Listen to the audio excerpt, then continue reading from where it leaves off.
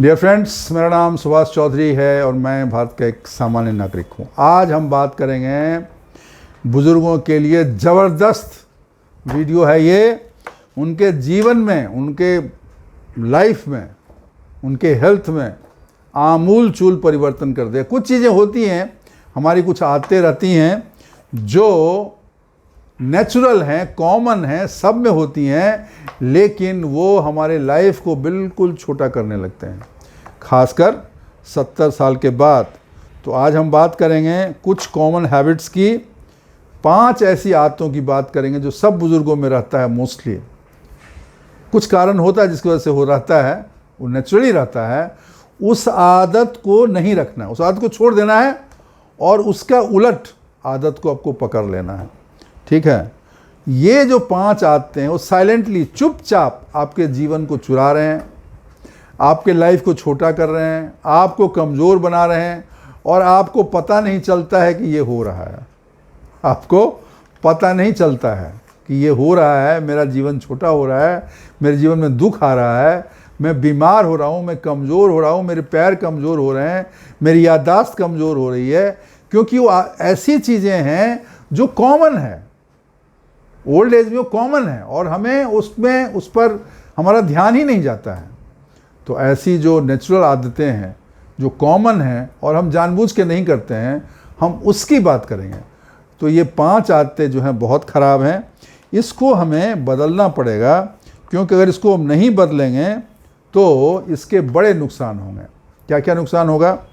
देखिए, इसकी वजह से हमारे पहचानने की शक्ति कमज़ोर, फिजिकल एंड कॉग्निटिव पहचानने की शक्ति कम हो जाती है, डिक्लाइन हो जाएगा। ठीक है, और शरीर कमज़ोर हो जाएगा। बहुत सारी बीमारियां आगे आके आने लगेंगी, जैसे बीपी का है, हार्ट का प्रॉब्लम, वो सब ज़्यादा तेज़ी से आ जाएगा क्योंकि उसके कारण है। ठीक है, तो ऐसी 5 आदतों की बात हम करेंगे और अगर इनके उल्टा हमने अपनी आदतें लगाई, क्या आदत लगानी है वो भी बता रहा हूँ, तो हमारी जो लॉन्जेविटी है, हमारी जो उम्र है वो लंबी हो जाएगी और हम इंडिपेंडेंट, स्वतंत्र जीवन जीने के लायक रहेंगे। सबसे पहली चीज़ ध्यान दीजिएगा, ये 5 आदत सब में है, हम सब में रहती है, लेकिन हमें उसको छोड़ना है और ये 70 साल के बाद, 65-70 के साल के बाद ये ज़्यादा अफेक्ट करता है और ये आदत ज़्यादा लग जाती है। मजबूरी है, इंसान का शरीर ऐसा है, एज हो जाता है ऐसा। पहली चीज़ है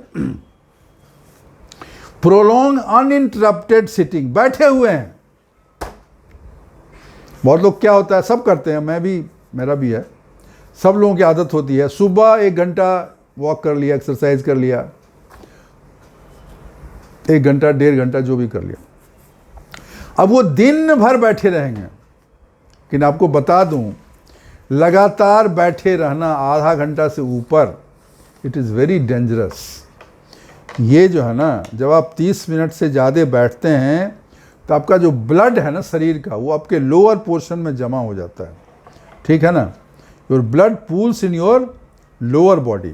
ठीक है, उसकी वजह से अगर आप 1 घंटे 2 घंटे लगातार बैठे रहेंगे तो आपका ब्लड शुगर उस पीरियड में हाइप हो जाता है, बढ़ जाता है। ठीक है, इन्फ्लेमेशन, सूजन शरीर में, वो बढ़ जाता है।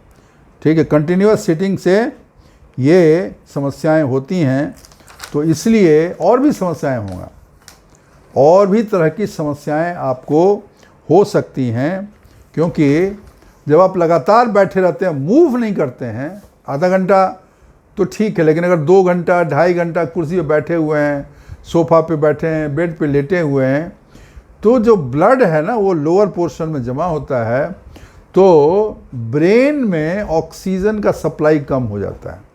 तो ब्रेन को अगर प्रॉपर ऑक्सीजन नहीं मिलेगा, ब्लड सर्कुलेशन नहीं होगा प्रॉपरली, तो ब्रेन का फंक्शनिंग क्या होगा? अफेक्ट होगा। ब्रेन का फंक्शनिंग अफेक्ट करने का मतलब हुआ ये कि पूरा शरीर आपका अफेक्ट होगा, और स्पेशली कॉग्निटिव, पहचानने की शक्ति, याद रखने की शक्ति, भूलने की बीमारी, ये सब आपको हो सकता है। मतलब आपकी याददाश्त कमज़ोर हो जाएगी, चीज़ों को पहचानेंगे नहीं, चीज़ों को भूल जाएंगे। ठीक है, तो डिमेंशिया की प्रॉब्लम, अल्जाइमर्स का प्रॉब्लम, ये बीमारियां होने का डर लगता है। इसके लिए हमें लगातार नहीं बैठे रहना चाहिए। तो हमें क्या करना चाहिए? हमें आधा घंटा बैठने के बाद, अगर आप बैठे बैठे आधा घंटा हो गया, आप उठ जाइए, खड़े हो जाइए। ऐसे ही कोई काम कर रहे हैं या ऐसे बैठे हैं टीवी देख रहे हैं या किसी काम में लगे हुए, अगर आधा घंटा से ऊपर हो गया, आप खड़े हो जाइए, 2 मिनट ऐसे ही टहल लीजिए। ठीक है, थोड़ा किचन में टहल लीजिए, हॉल में चले जाइए, बेडरूम में चले जाइए, थोड़ा फ़ोन उठा लीजिए, थोड़ा ऐसा टहल लीजिए, और थोड़ा सा स्ट्रेचिंग जो भी है, थोड़ा ऐसा स्ट्रेच कर लिया, थोड़ा ऐसा कर लिया, ऐसा थोड़ा जो नॉर्मल आदमी करता है थोड़ा सा कर लेंगे। हर आधा पौना घंटा पे आपको करना है, तो आपकी प्रोलॉन्ग सिटिंग नहीं होगी। जब प्रोलॉन्ग सिटिंग नहीं होगी तो ये सब समस्याएं नहीं होगी, ब्लड शुगर लेवल नहीं बढ़ेगा, ब्रेन को प्रॉपर ऑक्सीजन मिलेगा, तो आपकी जो ब्रेन की फंक्शनिंग है, मेंटल एजिलिटी, मेंटल फंक्शन आपका इम्प्रूव रहेगा, क्योंकि उनको प्रॉपर ऑक्सीजन और ब्लड सर्कुलेशन मिलेगा। पहली चीज़ है, बहुत इंपॉर्टेंट है, इसको ध्यान रखिए। दूसरी आदत, अधिकतर लोगों को कई सारी बीमारियां हो जाती हैं बुढ़ापे में।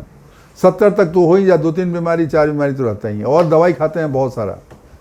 तो अगर आप 2-3 दवाई खाते हैं डेली तो कोई दिक्कत नहीं, लेकिन अगर 5 से ऊपर दवाई खाते हैं तो आप ये समझ लीजिए कि आपके मोर्टिलिटी, मतलब मरने के चांस 2.4 टाइम्स बढ़ जाता है ज़्यादा दवा खाने से।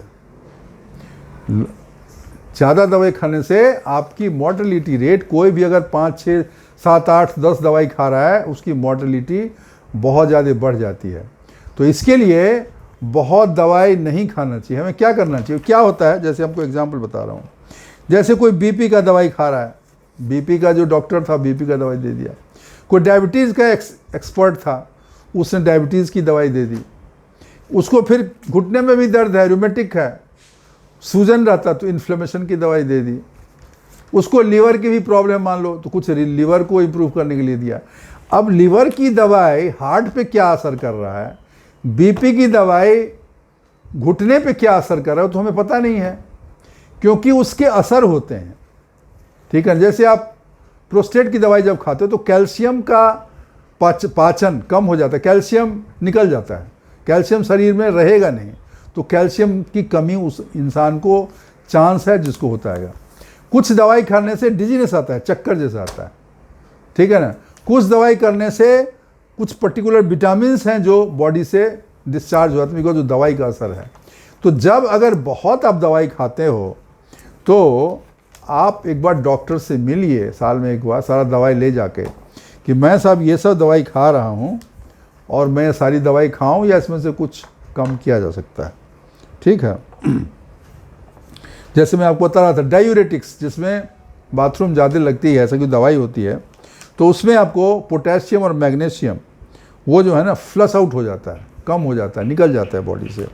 ठीक है, अगर आप एसिड ब्लॉकर्स मेडिसिन लेते हैं तो कैल्शियम का एब्जॉर्प्शन कम हो जाता है, आयरन और विटामिन B12 का शरीर में अब्सॉर्प्शन धीमा हो जाता है। तो आप दवाई खाओगे उसका फ़ायदा नहीं होगा, बिकॉज आप वो दवाई ले रहे हो।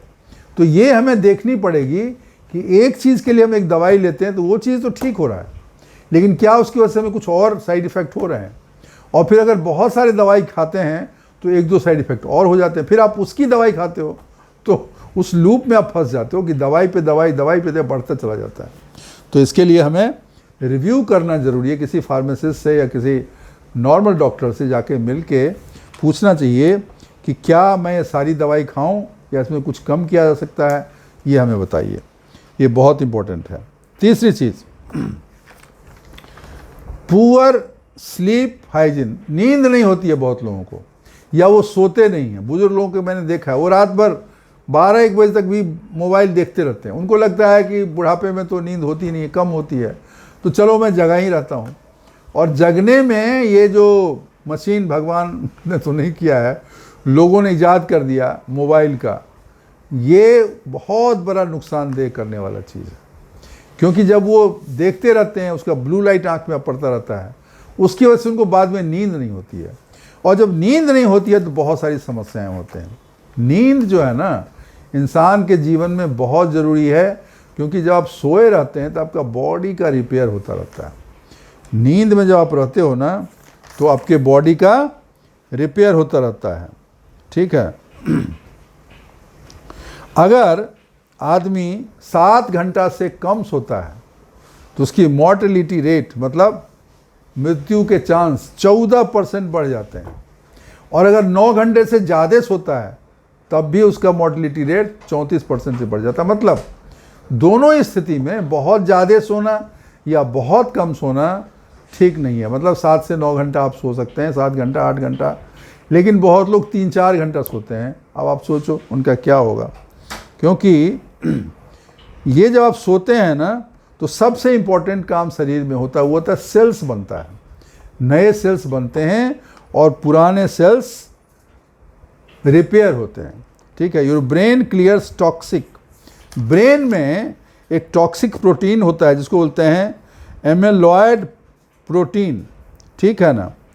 तो ये लिम्फोसाइट से निकल जाता है जब आप सोए रहते हो। लेकिन अगर आप सोओगे ही नहीं तो ये आपको बॉडी को पूरा जहर बना देता है, ठीक है। तो ये ज़रूरी है। और इसकी वजह से आपको अल्जाइमर्स डिजीज़, मतलब भूलने की जो सबसे भयानक बीमारी है, डिमेंशिया, बहुत अगर जगे रहोगे रोज़ रोज़, आप एक दिन अगर रात भर जग जाओ तो देखो आपकी तबीयत कितनी ख़राब हो जाती है, कैसा आपको धुंधला धुंधला लगता है, आपको याद नहीं आएगा, पेट डाइजेशन ख़राब हो जाता है। तो नींद बहुत ज़रूरी है, इसलिए आपको सोने के लिए करना चाहिए। Your immune system produce cell, आपका जो इम्यून सिस्टम है ना वो सेल्स बनाता है जब आप सोए रहते हो, जो इन्फेक्शन से फाइट करता है। मोस्ट डेथ ओल्ड एज में इन्फेक्शन की वजह से होता है। तो इन्फेक्शन को फाइट करने वाला कौन है? आपका इम्यूनिटी। और इम्यूनिटी के लिए सेल बनता है कब? जब आप सोए रहते हो। तो आप सोओगे ही नहीं तो इम्यूनिटी कैसे बढ़ेगी? और इम्यूनिटी बढ़ेगी नहीं तो आपको इन्फेक्शन कभी हुआ तो आप उसके चपेट में आ सकते हो, ठीक है। जब आप सोए रहते हो तो ब्लड प्रेशर आपका डाउन हो जाता है, सोए अवस्था में ब्लड प्रेशर डाउन हो जाता है तो आपके हार्ट को आराम मिलता है। हार्ट जो बहुत तेज़ी से पंप कर रहा था वो शांति में आता है, तो आपकी हार्ट की हेल्थ भी इम्प्रूव हो जाती है। मसल्स बनने शुरू होते हैं जब आप सोए रहते हैं, तो मसल्स आपके रीबिल्ड होते हैं, ठीक है। हार्मोन रीबैलेंस होता है, ठीक है। तो ये सब चीज़ें जो है ना, ये चीज़ें तब होती हैं जब आप सोए रहते हो। और अगर आप नहीं सोते हो तो क्रोनिक स्लीप अगर डिसऑर्डर है तो उसकी वजह से आपको बीपी हो जाएगा, इन्फ्लेमेशन मतलब सूजन बढ़ सकता है, ठीक है। ब्लड शुगर डीस्टेबलाइज हो जाएगा, मतलब बढ़ जाएगा, बढ़ा रहेगा। उसके अलावे आपको और भी तकलीफ़ें हो सकती हैं अगर आपकी नींद पूरी नहीं है। तो ये सोने को लोग केयर नहीं करते हैं ओल्ड एज में, और नेचुरली है क्योंकि नींद उनको नहीं आती रहती है। तो नींद के लिए मैं कैसे नींद होगा उसके लिए मैंने बताया हुआ है कि जल्दी खाना खा के जल्दी सो जाइए 10 बजे तक, और रात रूम में अंधेरा रखिए, थोड़ा ठंडा रखिए, हवादार रखिए, साउंड नॉइज़ लाइट इस सब को बंद कर दीजिए, और अपने आप ईश्वर का नाम लीजिए, आपको नींद हो जाएगी, ठीक है। ध्यान लगा के बैठ जाइए, भगवान का नाम लेके आपको नींद हो जाएगी। और अगर 1-2 दिन नींद नहीं होता है तो अपने आप धीरे धीरे अभ्यास करने से हो जाता है। आप उसके लिए परेशान नहीं हो, 2 दिन में हुआ मेरा नहीं नींद हुआ। आप सुप्तावस्था में कोशिश करिए लेट के आराम से लेटने का, तो 4 दिन में शरीर का आदत हो जाता है, फिर हो जाएगा। ये हो गया। ये है तीसरी चीज़। चौथी चीज़ क्रोनिक डिहाइड्रेशन। देखिए क्या होता है, शरीर में इंसान को जब प्यास लगती है तो उसे फील होता है। जवान इंसान जब जवान रहता है ना, 20, 25, 30, 35, 40 साल तक भी ना, उसको प्यास लगी, उसको फील होता है मुझे प्यास लगी है। क्योंकि अगर डिहाइड्रेशन, शरीर में पानी की कमी, उसको फील होता है। जो फीलिंग करने के जो चीज़ें हैं, जो सेंसिटिविटी है ब्रेन में या बाकी जगह, वो कमज़ोर हो जाता है आपका एज होने का। 65-70 के बाद को फील ही नहीं होगा कि मुझे प्यास लगी हुई। आप डिहाइड्रेटेड रहोगे, आपके शरीर में पानी की घोर कमी है, लेकिन आपको ये प्यास नहीं लगेगी। तो इसके लिए जब ये बहुत खतरनाक चीज़ है, क्योंकि आपको प्यास लगी, आपने पानी नहीं पिया, आप डिहाइड्रेटेड हो गए, और डिहाइड्रेटेड हो गए दुनिया भर की बीमारी हो गई। तो इसके लिए ज़रूरी है कि आपको नियम बना के आपको पानी पीते रहना चाहिए, ठीक है। 1 बोतल रखिए पानी का और उसको पीते रहिए। और एक सुबह, जैसे मैंने बताया है पहले वीडियो में बताया, एक तो सुबह में 1 लीटर पानी पी लीजिए बाथरूम जाने से पहले, ठीक है। 1 सवा लीटर पी लीजिए। फिर जब भी खाना खाते हैं उसके आधा घंटे के बाद, पौना घंटा के बाद फिर से आधा लीटर पी लीजिए। ऐसा करके आप 5-6 बजे तक 2-2.5 लीटर निपटा दीजिए, 2.5-3 लीटर निपटा दीजिए। हो गया, आपका कोटा फुल हो गया। रुक रुक के आपको ऐसे पानी पीते रहना चाहिए। तो ये क्रॉनिक डिहाइड्रेशन जो है ना, ये बहुत ख़तरनाक चीज़ है, इससे बहुत नुकसान होता है। और ये अंडर हाइड्रेटेड होने से शरीर में आपके कॉग्निटिव फंक्शन, मतलब पहचानने की शक्ति, याददाश्त की शक्ति, और जॉइंट हेल्थ, घुटनों में, देखिए घुटनों में क्या होता है ना, आपको पता है ना, घुटना में कार्टिलेज होता है और कार्टिलेज पानी से बना रहता है। तो अगर पानी आप नहीं पियोगे तो उसको पानी नहीं मिलेगा तो घुटने में फ्रिक्शन होगा, फिर आपस में लड़के वो टूटने लगे, कमज़ोर हो जाएगा। पानी पिएंगे तो कार्टिलेज मजबूत रहेगा और आपके घुटने जो है मजबूत रहेंगे। तो drinking water is very important और इसको आप नियम से रेगुलरली पीजिए, इसमें कोई कोताही आपको नहीं करना है। ठीक है, क्योंकि इसकी वजह से बहुत बार आपका सोडियम लेवल डाउन हो जाता है। ठीक है, और ज़्यादा क्रोनिक डिजीज जैसे आपका हार्ट फेलियर है, ठीक है, डायबिटीज़ है, ये सब बीमारियां होने का खतरा होता है अगर आप रेगुलरली हाइड्रेटेड नहीं हैं। और हाइड्रेटेड तभी होंगे जब आप पानी जो है 2.5 से 3 लीटर डेली आप पीते हैं। इसके लिए आपको ये करना चाहिए। अदरवाइज़ जो डिहाइड्रेशन की वजह से इंसान के स्ट्रोक, हार्ट अटैक, इसका चांस 21% बढ़ जाता है। रिस्क क्यों लेना है ऐसा? आपको पानी पीते रहना है, पानी पीते रहिए। ठीक है, तो क्योंकि जब पानी नहीं पीते हैं तो ब्लड जो है ना थिक हो जाता है, उसको फिर मूव करने में दिक्कत होती है, कोलेस्ट्रॉल बढ़ जाता है और फिर आपको ब्लड प्रेशर बढ़ जाएगा। उसकी वजह से बहुत सारी रिलेटेड तकलीफ़ें हो जाती हैं। जॉइंट जो है आपका सफ़र करेगा, जॉइंट पेन होगा, क्योंकि जैसे मैंने बताया कार्टिलेज से बना रहता है जॉइंट, जो कि कार्टिलेज मोस्टली वाटर से बनता है, वाटर उसमें रहता है। तो वाटर की कमी हो गई तो सारी चीज़ों में प्रॉब्लम हो जाएगा। तो इसको आपको ध्यान रखना है कि क्रोनिक डिहाइड्रेशन से आपको बचना है। उसके लिए जो मैंने उपाय बताया उसको रेगुलरली करिए। और 5वीं चीज़, क्रोनिक स्ट्रेस, चिंता में पड़े रहना। चिंता छोड़ो, सुख से जियो। लेकिन हम तो चिंता को ही पकड़े रहते हैं, कोई चीज़ को लेके बैठे रहेंगे, सोचते रहेंगे। कोई छोटी चीज़ को हो गई उसी को सोचते रहते हैं, उसको बोलते हैं क्रोनिक स्ट्रेस। वो खाली रहेगा ना तो किसी चीज़ के बारे में सोच के बीमार पड़ जाएगा। Stress is the one of the biggest killer in today's world. आज की दुनिया में जो क्रोनिक स्ट्रेस है ये बहुत खतरनाक है। ठीक है ना, इसकी वजह से आपका कॉर्टिज़ोल बढ़ जाता है। अगर आपका स्ट्रेस रहेगा तो कॉर्टिज़ोल बढ़ जाएगा, और कॉर्टिज़ोल का लेवल अगर बढ़ा तो आपकी इम्यून सिस्टम जो है ना वो कमज़ोर हो जाती है, इम्यूनिटी कम हो जाएगी। इम्यूनिटी कम होने का मतलब आपके रोग से लड़ने की ताकत जो शरीर की है वो कम हो जाएगी।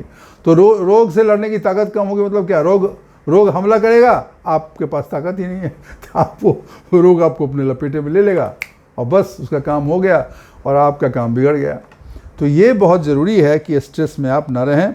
स्ट्रेस के लिए बहुत सारी चीज़ें हैं जो हमें करनी चाहिए। उसमें एक ध्यान है, वॉक है, एक्सरसाइज है, और जीवन में उदारता का भाव रखना। जो है ठीक है, जो हुआ ठीक हुआ, जो नहीं हुआ वो नहीं हुआ, जो हम कर सकते थे किए, जो नहीं कर सकते नहीं किए। किसी चीज़ को पकड़ के लेना, ऐसा क्यों हुआ, ऐसा क्यों नहीं होगा, ये स्ट्रेस का मेन कारण है। बहुत बार ऐसे भी कारण होते हैं जिसके बारे में उपाय नहीं रहता है, लेकिन उसे ईश्वर की मर्जी मान लेना चाहिए और कोशिश करना चाहिए उसको इम्प्रूव करने का। लेकिन इंसान के हाथ में हर चीज़ नहीं है, लेकिन स्ट्रेस को दूर करना इंसान के हाथ में है। तो स्ट्रेस से आपको बचना चाहिए, क्योंकि स्ट्रेस जो है ना बहुत तकलीफ़ आपको देगा और इससे आपको बचना चाहिए। इसके लिए कई चीज़ें हैं, लेकिन उसमें एक है ध्यान भी है।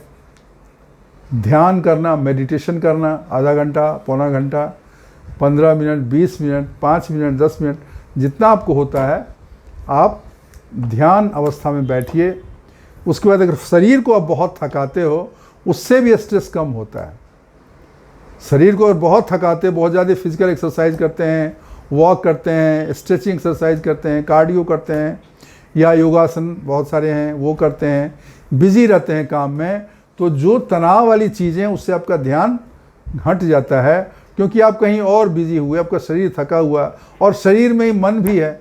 जब शरीर थक गया तो मन भी ज़्यादा सोच नहीं पाता है, तो फिर दुख की समस्या कम हो जाती है। बहुत सारे उपाय हैं जो आपको करने चाहिए, और एक उसमें ध्यान भी है जिसका उपाय करने से लोगों को फ़ायदा होता है। तो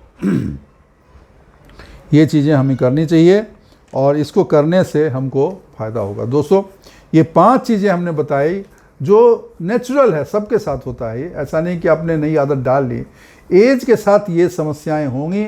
ये आदतें आपके शरीर को नुकसान पहुंचा सकते हैं, तो इससे बचने के लिए जो हमने उपाय बताए हैं उसको करिए, और उससे आपको निश्चित रूप से फ़ायदा होगा ही होगा।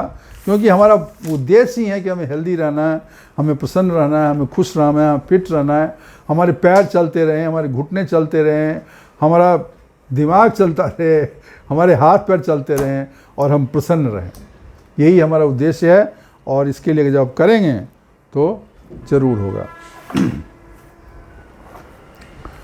और जाने से तो हाँ ठीक है, ये तो हो गया है। अगर वीडियो आपको अच्छी लगी हो तो इसको लाइक कर दीजिएगा। चैनल सब्सक्राइब नहीं किया तो अभी तुरंत सब्सक्राइब करिए, आपसे विनती है, सब्सक्राइब करिए। 2 लाख से ऊपर हो गए हैं, और कारवां आगे बढ़ता रहेगा, आपका सहयोग मिलता रहेगा। अपने कमेंट्स ज़रूर डालिए, और अपने दोस्तों के साथ शेयर करिए। ठीक है, तो और जाने से पहले 2 लाइन आपको मैं सुना के जाऊंगा, थोड़ा ध्यान से सुनिएगा। बहुत अच्छी शायरी है। बचपन में खेल आते थे, बचपन में खेल आते थे हर इमारत की छाँव में। बचपन में खेल आते थे हर इमारत की छाँव के नीचे, अब पहचान गए हैं मंदिर कौन सा है और मस्जिद कौन सा है। तो दोस्तों, इन लाइनों पर थोड़ा ध्यान दीजिएगा, शायर क्या कहना चाहता है। और इन्हीं शब्दों के साथ आपसे विदा लेता हूँ। थैंक यू, शुक्रिया, धन्यवाद।